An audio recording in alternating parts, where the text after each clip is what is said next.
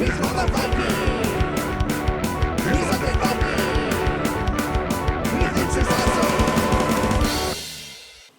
everyone, this is me, the Undead Viking, and this is Gunfights and Gamblin'. Gunfights and Gamblin' is a card game for 2 to 4 players in which there will be 2 teams.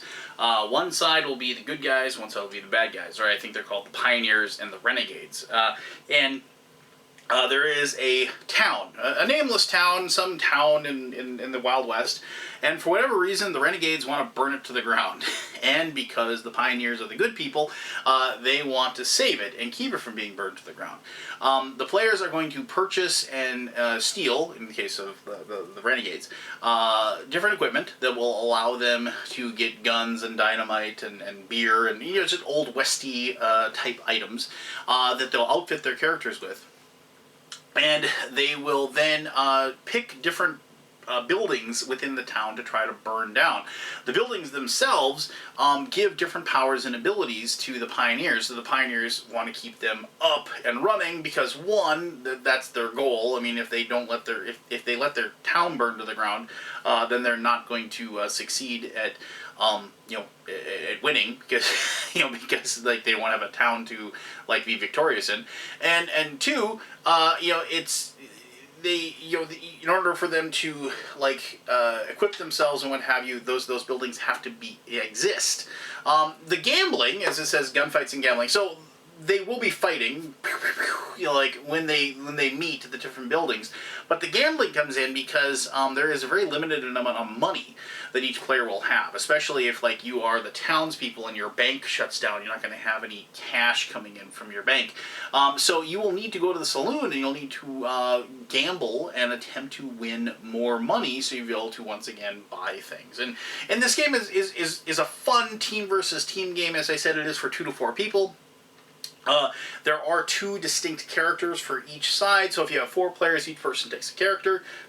If you have 2, you're just going to play both of them. Each person will play both of them themselves. If you have 3, you can have some fun having 2 people team up against 1 person. My son and my daughter like doing that and going against Dad. Usually they like burning down my town. But anyway, regardless, let me show you how Gunfights and Gamblin' is played. It is a really, really straightforward game, but it has a lot of little fun things going on, and a lot of things that I really, really like about playing games. So I'll talk about that while I'm telling you how the game's played, but I'll also talk about when we come back here for the final thoughts. Alright, so how to play. Alright, so this is Gunfights and Gambling, and just for starters, this is a prototype that I was sent, so keep that in mind as you are learning how to play the game, that the final version of the game might look different from what you're seeing here. Secondly, as you can tell, this is mostly a card game, and there's several different cards out there, so let me take a few moments just to kind of tell you what you're looking at. This game is a team versus team game. It definitely can be played 2 players, 3 players, 4 players. It works in all sets, but basically you have a team of the bad guys, which are this head honcho, which is the guy that runs the criminal organization, and the thief, and it has the sheriff and the mayor over here. Each one of these cards will tell you what order they go into. It's the mayor is first and the sheriff is second, and then the thief is ahead of the head honcho. It also will tell you how much money they get. So he gets 40 cents plus whatever the bank gives them. And so they have different types of income. You'll notice that the sheriff doesn't have any income, but the mayor can purchase things and hand them off to the sheriff. And the same thing goes for the thief and the head honcho.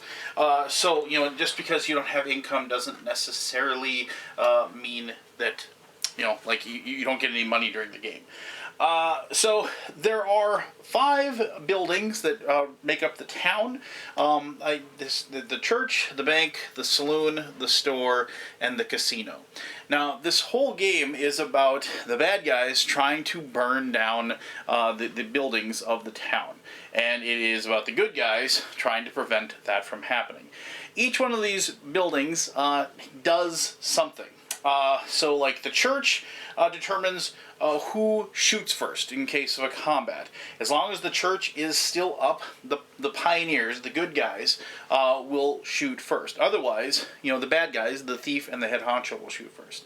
If the bank is still up, then that means that the banker gets or the mayor gets an extra 20 cents per turn, and that can go a long way towards keeping yourself alive and being able to rebuild buildings and buy guns and what have you. The saloon sells 3 different items. It sells tobacco, it sells beer, and it sells whiskey. Notice that the thief can't buy anything, but the thief can definitely steal these things.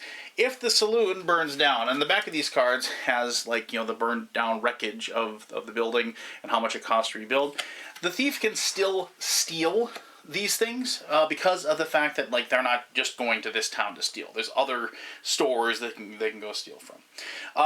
Over here we have the store, and that has 2 different types of guns. It has this Winchester rifle, and it has the Colt revolver and dynamite. Everybody starts with this shotgun, and just so you can see here, it has 1 ammo, and with 1 ammo it can take 2 shots, and for renegades it hits on a 17 plus on the 20-sided die, and for pioneers it hits on a 15 plus. Now, as you get better weapons, you have the Colt revolver, which it fires 2 shots, and you see it's a 14 and a 12. It costs 35 cents. And then you have this Winchester rifle, which is the best one.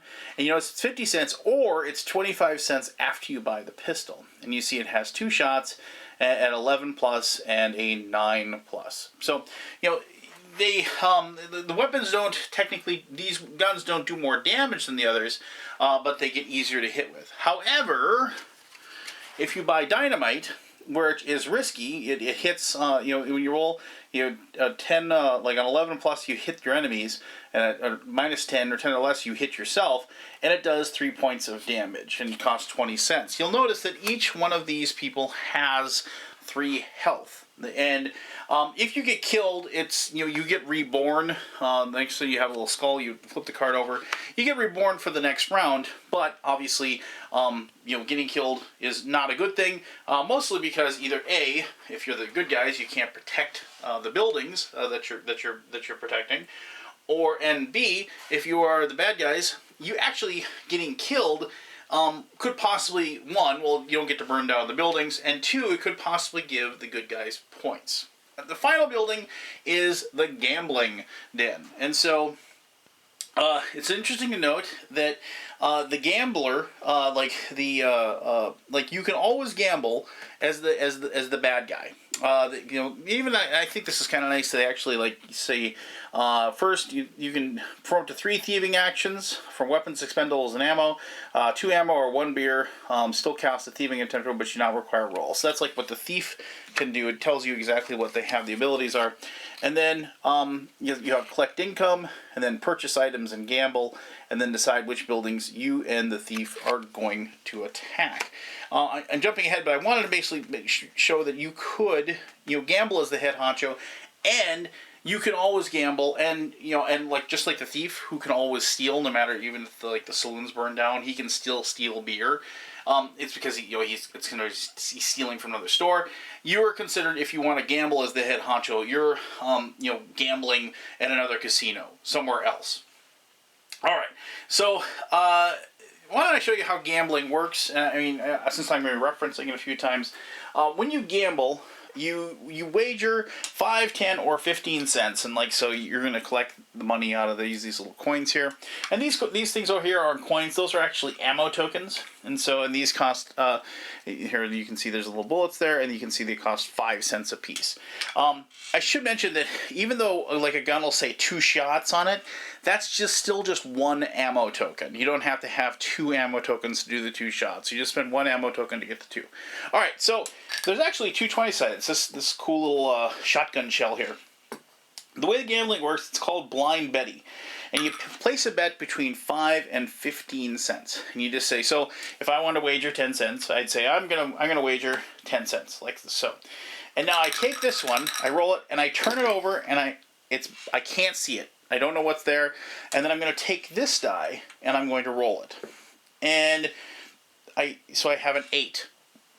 Not a really good roll, because in order to win, I have to get either above 22 for the low risk gambling, or above 28 for the high risk gambling. Now, if I have a beer, I can spend my beer to re-roll the die. Let's see if I get a better one. But you can get a lower number, obviously, than that 8. But here I got a 10, so I got slightly better. So now I have to decide, do I want to get 1 times my bet? So I bet 10 cents. So if this is a 12 or higher, I can say low risk, and then I get my 10 cents back as my bet. If I decide, you know what, I think maybe I got an 18, 19, or 20. I really don't think I got an 18, 19, or 20. But if I think I got those, then what I could say is I'm going to go for the high risk wager, and I'm going to get 3 times my bet if I'm right. So let's just see what I got here, what I rolled. If I did low risk, I got a 3. So yeah, I would have lost my wager, and I would have lost that. However, like, let's just do it one more time, see if I get a little luckier. I always lose at this, no matter what. So here, all right. So there's my roll. Let's see if we can get like a higher roll. Get in the teens here with this roll. A 3. That's not good. Oh, so I spend a beer. Let's re-roll again. A 17. Ooh, a 17. So do I think this is an 11 or better, and I can get for 3 times the bet. So let's say I did 3 times the bet. So let's see what we got here. A 20! So I would have got like a 37. I would have crushed it. And strangely, I would have won the low risk with that 3, right? So, wow, that's awesome. Anyway, so I would get 3 times. So I would get this 10 cents back, and I get an extra 30 cents back on my wager. Now, remember, you can wager up to 15 cents. You can't wager more than that. But obviously, if you win a gambling round, that can be quite the turnaround as far as the bets that you're making. All right, so other than that, how does the game work as far as burning down the town? So, what will happen is that the good guys go first, and they will make they'll make their purchases. They'll decide what they're going to have. I'm not going to go through all that. And you basically, like, you can spend all your money. You can save some if you want, but you should always make sure that you get some ammo. I mean, these starting guns do start with 1 ammo each, so you don't have to worry about buying ammo. But you better make sure you have some later, and it's always a good idea to buy some right away at the beginning, because, especially if you're the good guys, because right now you don't have any buildings that you have to rebuild, and the mayor's the one who rebuilds those. So, it's always a good idea. And the only way the good guys can win, really, is by making sure that there's still buildings, saved at the end of the 6 rounds. So what will happen then is that the mayor will make their purchases. They will decide what they're going to do as far as, like, they can gamble if they want to, and then they will go ahead and tell the sheriff that they can go. So the sheriff then is going to decide which one of these buildings they're going to hide in. Now, he can split them up, and they can pick 2 different buildings, each one, and then he can protect 2. Or they can both hide in the same building. And so you get these cards that are basically the same 5 cards that we already had. So you pick the 2 or 1 building that they want to protect, and then we go over to the other players. And so we do the same thing where the thief now gets to try to steal, and they get those 3 stealing actions. He could steal ammo for free, 2 ammo for free. He could steal a beer. He can steal beer for free if he wants to, or like he could try to steal tobacco, where it's like it gives you 1 hit on your first roll of all of your misses. So like it costs 15 cents, but it guarantees that you'll be successful in shooting. Now, in order to steal it, the number he has to roll on the 20-sided is this number here, 7 or above. And so like here, for another example would be this whiskey that gives you an extra heart. So, and you have to have a 9 or above. Remember, you get 3 possible steals. So maybe this round the thief says, I'm going to steal a beer, and so he takes that, and then I'm going to steal 2 ammo, and I'm going to give 1 to my buddy, and then I'm going to try to steal the tobacco, and try to roll 7 or better on the 20-sided. So I got a 5, so I'd fail my stealing roll, and I must have used up all my luck with that 20 over there, but then that would be his 3 attempts to steal. So the head honcho would collect their income, they'd purchase their items they wanted, plus gamble if they wanted to. And you can do these in any order. You can gamble before you purchase, things like that. So just so you don't know, it isn't like a rigid set as far as that goes. But then, after you've made all your decisions as far as what you're purchasing and who's equipping what and whatever, then they're going to make the same decision where they're going to take and they're going to pick which building they are going to try to burn down. And once again, you can split them up, you can send them to the same one. And the thing is, by sending them to the same one, you're basically allowing there to be more people to defend it as far as being able to shoot back, or having more people attacking it, being able to try to kill the people that are protecting that particular spot. So if you pick the same exact building as one of the defenders, you will have a gun battle. And the gun battles, just like the weapons have, you're going to the good guys will shoot first as long as the church is still up, and they'll roll, and then if they do damage, you will take ticks off of the hearts, and then the good guys go first and second, and then the bad guys go first and second.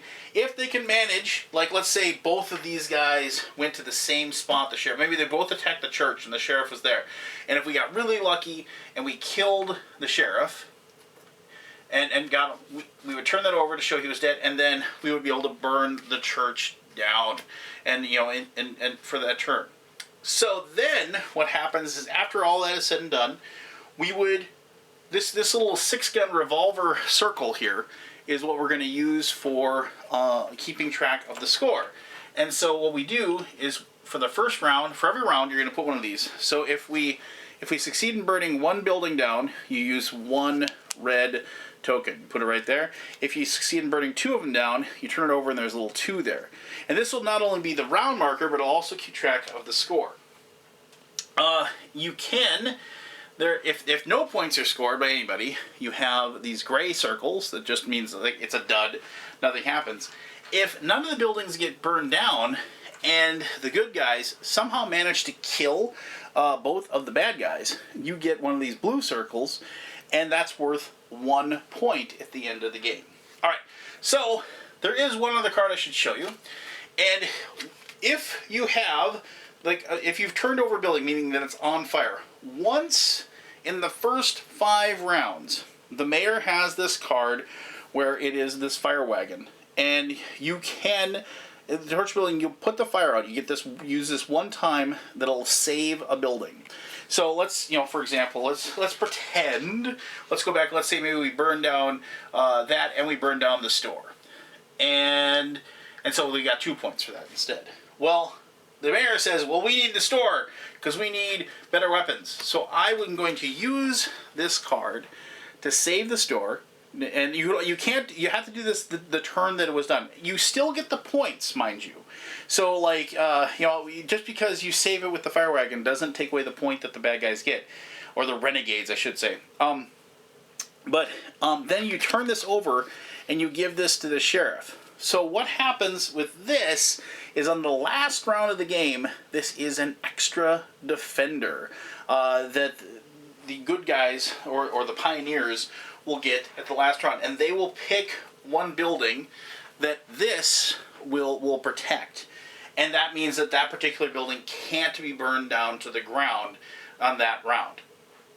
So at the end of the game, you'll total up the number of points that the bad guys got for each round, and at the end of the game, you'll see how many buildings are still standing. So if there's 3 buildings still standing, then the players would score 6, 2 points for each building. So they score a total of 6, and if they had any blue circles, they get those 1 points that they get as well. Then you total up the number of points that the renegades got for each building they burned down during the game. Even if you still get the points, even if they keep getting rebuilt, and then you see who won depending upon the number of points each side get. If it's a tie, you have one last big gun battle between both of the sides, and that's actually kind of a fun way to end it off, just a bunch of rolling dice. But for the most part, that's only happened to me once when I've played this game, and I've played this game a lot with my daughter. She really enjoys it. For the most part, it's just this kind of resource collection and trying to make sure that you have enough money to buy the things that you need, and and I think in some ways the strategy, well, obviously the strategies are different because the pioneers, they kind of have to hedge their bets and make sure they save up some money so they can rebuild these buildings, and you can rebuild as many buildings as you want. If the mayor had, let's say all 3 of these buildings were down, the bank, the church, and the saloon, and he had 70 cents, he could spend all 70 cents to rebuild all 3 buildings. So there's no limit to how many buildings you can rebuild. But you have with the pioneers, they have to kind of balance the money they're spending at rebuilding the town, but also making sure that you have enough weapons and items that are going to help you win the game. And the renegades, I mean, they kind of have to decide. It's the thief has to make decisions, good decisions as far as which items he's going to attempt to steal, to try to lessen the load, because you're not going to get as much money as the head honcho, because they don't. So he has to be very successful with his thievery, and it just makes for 2 kind of asymmetrical teams that still feel really, really well balanced. But let me talk about this and the player counts, and one last thing too, if you do get killed, it doesn't mean you're dead for the rest of the game. The next round, you just flip it over, and you flip over all the hearts to show that you have full health. Notice that you do not heal, however, between turns. So it's you do have to, your wounds stay with you. So that's how, you can lose both of your bad guys. If they only had 1 health each and you manage to, get them both at the same place, it can be kind of easy to knock them off. But anyway, so let me talk about the fun I've been having with this one, playing it with my friends and my family. Ooh, one-handed, yeah. Gunfights and gambling, there we go. So now you know how to play the game. Like I said in the introduction, it isn't a really in-depth game as far as mechanisms go. However, there are some tough choices you have to make because of the fact, I'll talk about each side. So the pioneers, you never seem to have enough money, and your buildings always seem to be crumbling and falling down.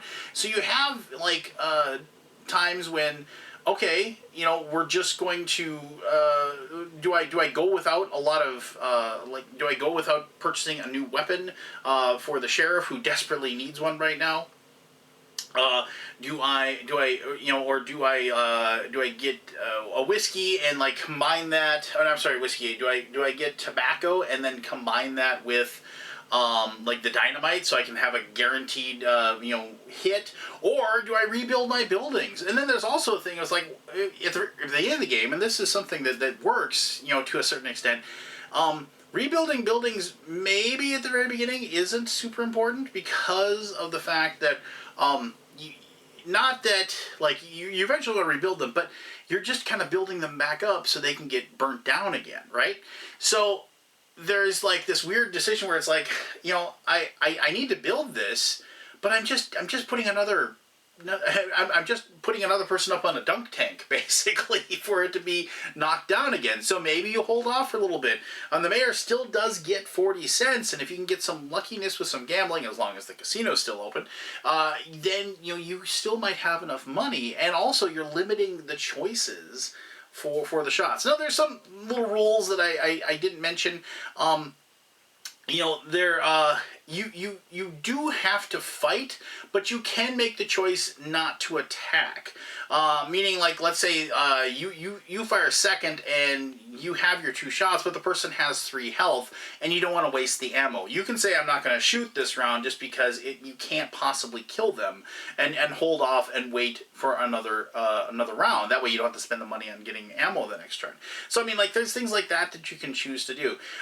Some other things even if you're killed, you still get to shoot. It's the old dying Wild West, oh, blam, blam, you get to take your shot. But, so just keep that in mind as well.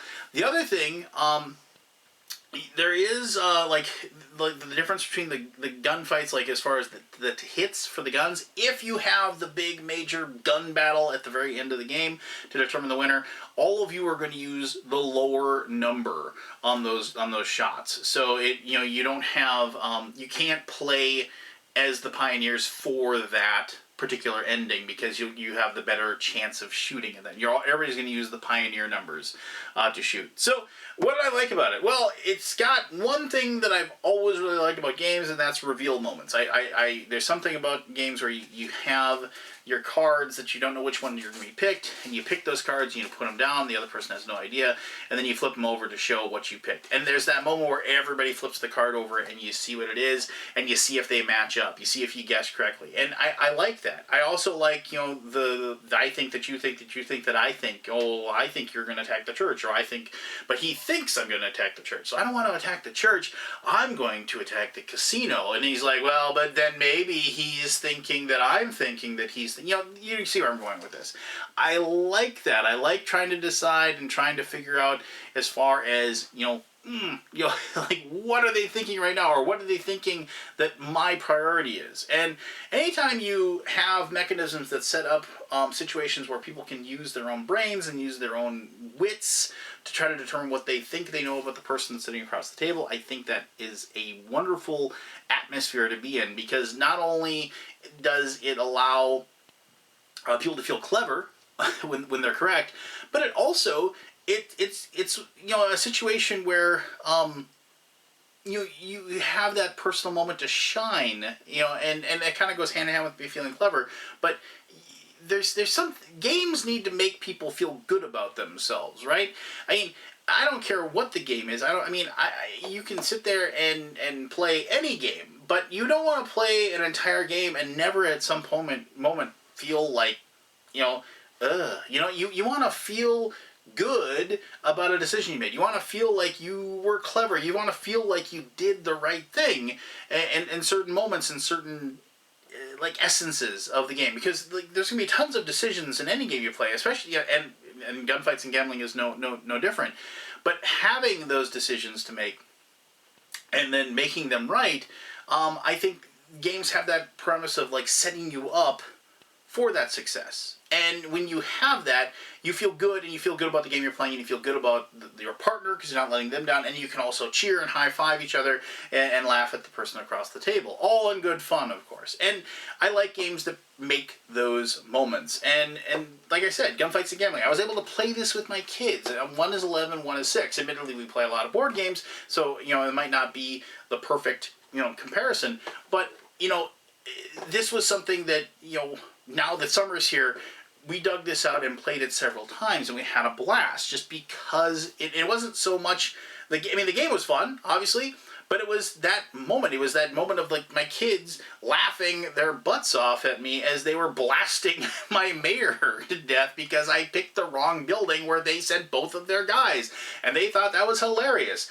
And now I've had that moment, and it's in my head, and I'll remember it forever. I'm looking at my child's gleeful, murderous faces as they burnt the church to the ground. So it's stuff like that, and I like games that give me moments like that, and I like games that I have fun playing, and this is a game I have fun playing. So there you go.